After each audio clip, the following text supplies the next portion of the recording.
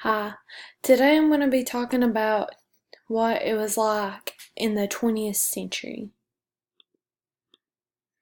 During the 20th century, there were a huge increase in population. Many of the population growth was in urban areas. There were many immigrants from many different countries, and it continued at a staggering rate from 50 million in 1880 to 76 million in 1900 to 106 million in 1920. In the 20th century, the economic growth was huge. There was a rapid growth for other transportation communication industries and railroads. By 1920, the United States had become the largest manufacturing nation in the world.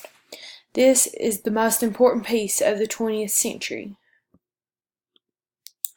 According to Heritage.org, progressivism was the reform movement that ran from the late 19th century through the first decades of the 20th century, during which leading intellectuals and social reformers in the United States sought to address the economic, political, and cultural questions that had arisen in the context of rapid changes brought within the Industrial Revolution and the growth of modern capitalism in America.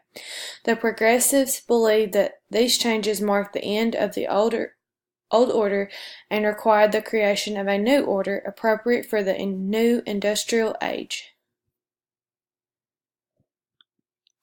There were very many huge changes in the educational area of the 20th century. Populations of school increased. In 3 decades, the school-age population increased by 49%, and school enrollments increased 70% from 12.7 million to 21.6 million. Schools were opening at the rate of 1 per day, and a big portion of school enrollment of big cities were from new immigrants. And here is my works cited page that I did. And thank you for watching my presentation.